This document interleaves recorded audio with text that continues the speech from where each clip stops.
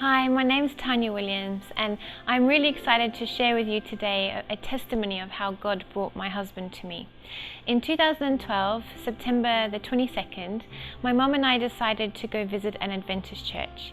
We had Googled churches because we didn't know the area, and we went to visit this West Houston, to be precise. When we were there, there was a man who got up to sing. He was singing for a baby dedication, and when he was speaking, he was quietly confident. He had a very warm nature about him, and he was very, very humble. And when I looked at him, I thought to myself, I imagine if I knew him, he would be the kind of person that I would like. But I didn't think anything more at the time, and as he started to sing, I thought to myself, oh, he has a beautiful voice. And then this thought went through my mind of, you're going to marry him one day. And I immediately shook my head and I said to God, oh, I'm so sorry, Lord. I don't mean to be thinking about this in church. That's not why I'm here right now. And I didn't think anything more of it. I left it at that. We never met. He never saw me. We never spoke. There was no interaction at all. And I went back home with my mom. At home, my mom was talking about him and saying to the family how beautiful he sings and how impressed she was. But I didn't think anything much of it because, that was that. I wasn't looking for a husband at the time. While I was in Houston, I had told my mom that I was ready to meet a husband I could give a whole heart. I felt that I had dealt with everything in my life that I wanted to deal with at the time, and that I was ready to meet a husband. So she said to me, okay, I want you to write a list of everything that you want in a husband one day. I said, okay. And she said, now this is your time to be very precise, because this is the one time in your life that you get to be selfish, because this will be for life. So I said, okay. So she said, it's fine, I'll help you make a list. So we made a list which was very specific. So I'll share some of the things with you so that you can appreciate it later on in the story. So of course, I wanted him to be Seventh-day Adventist. I'm quite a tall woman, so I wanted him to be tall. I wanted him to be vegan or vegetarian because I'm vegan, and I wanted us to start on the same foot. I didn't want there to be a potential for strife in the home. I wanted us to have the same values even on the food that we eat, as I hold the health message dear to my heart. I wanted him to be well-traveled and have an understanding of cultures. I wanted him to be in a caring profession. I wanted him to appreciate family, to be mission-minded, to possibly have a ministry of his own so that I could support him. And, I said, some more superficial things about, straight white teeth. Didn't mind if they didn't have to be straight, but I wanted white teeth, good oral hygiene. And I had joked with my mom and said, oh, I wanted dimples. And she said, oh, put that on the list. And I said, no, Mom, that's not a deal breaker. I can't put dimples on the list. So I left it at that. And the week after I'd visited that church, I flew back to England. It was a Monday. It was the early hours of the Monday morning. I was very jet lagged. And I decided to pray, and I was praying and spending time with God. And then I remembered the list. And so I started to pray about the list, and I had said to God, I'm not in a rush to meet anyone. However, there's no one in my church. My church is very small. There were about 12 official members in my church. So I said to God, the only way that I'm going to meet other Adventist men is if I go visit other churches. But I said to God, that's not the way that I would like to do it, because if I go visit churches and that is my reason, then I'm church hopping and I'm taking it into my own hands, and I'm not trusting you to bring me my husband. I don't want to choose him. I want to be content with the choice that you've made, and I want you to orchestrate everything so that I know that you did it. And, maybe one day if we face the trials that you do in life, it doesn't matter, because I know that God was the one that brought us together. So I felt inspired to go on an Adventist dating website. And initially I said, no, Lord, I'm not doing that. No. And I battled with God on it. I said, no, I don't want to, but I felt really impressed to do it. So I thought, well, I'm looking to moving to America, so why don't I see if there's an international site? And I found one. And as I was registering my account, they told me that it would take up to 6 hours, but I could have a look and see who was online.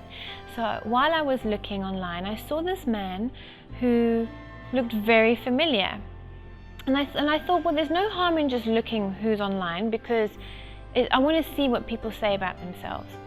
So when I saw this man who looked familiar, and I was like, where have I seen him before? And I thought maybe he had preached at my church, but I was thinking, no, he hasn't. I don't think he has. He looks like the man that was singing in the church at Houston. So I thought, oh, let me see where he's from.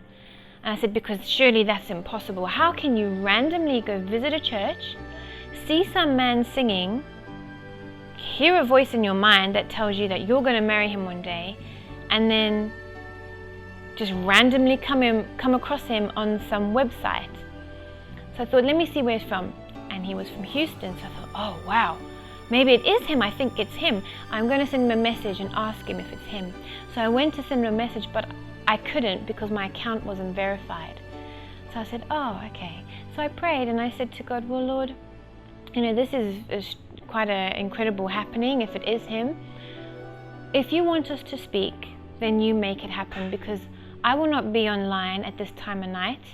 And it's a very big website. I might never find him again. I don't know his details or anything. So I left it at that and thought nothing more. The next day, the website had emailed me to tell me that my account was verified and I had a message. So I went to read the message, and the message was from him. I was like, oh, okay, Lord, you do want us to speak.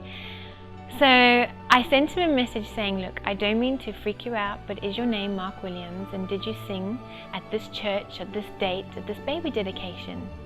And he said, yes, that was me. I was like, oh my goodness, I saw you. I was there in your church, but I'm not there now. I'm back in England. So we continued to speak and converse and to get to know each other. We actually never stopped speaking from that day. It was via email, text, Skype, and it was not long that we realized that God was doing something for us. And as we were getting to know each other, I was reflecting back on my list, and I wanted Adventist, and he's Seventh-day Adventist. I wanted someone who was tall, he's 6'3".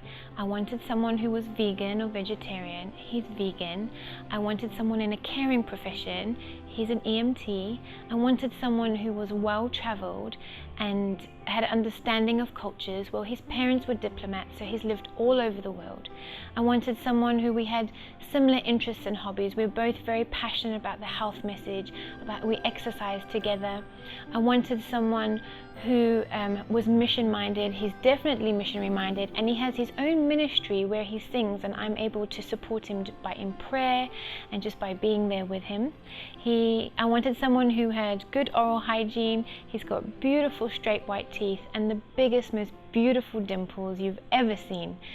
And so God brought this man into my life, and everything on my list. There were obviously more things on my list that I haven't told you about. I wanted even someone who was a spiritual lead, who had a consistent walk with God. And as I got to know him, I could see that this was definitely a man of God. And that is how God eventually brought us together. God allowed for me to go and visit him in America through much conversation, prayer and fasting.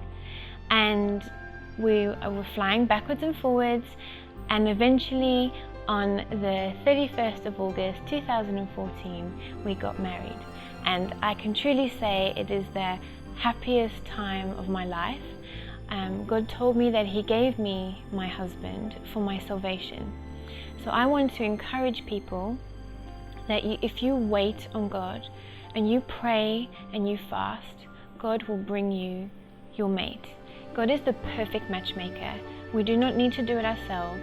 He will do it for us. And when he does it, it is effortless, and there is such a beautiful peace that no matter what the world and life throws at you, the enemy throws at you, you know that you are resting in God and you are in his will. And when you have the blessing of God on your marriage and your relationship, it is one of the most beautiful things you could ever experience. One of the things that I love about him is he brings and draws the best out in me. He encourages me in my walk with God. He points me to Jesus. And I really want to tell people, do not settle for second best. Do not be scared if you feel that you are getting older. I'm 32. I'll be 33 this year.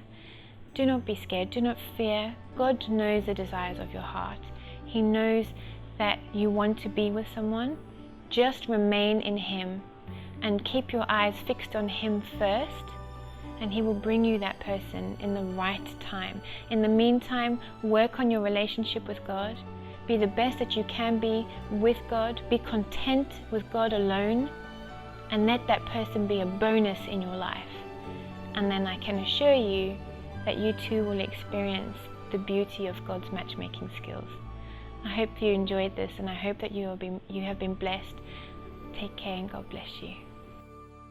If you would like to donate to our ministry, which is Seven Lamps Ministry, please look out for the information at the bottom of the screen, and please like, share and subscribe, and tell people about our story so that they too will be encouraged.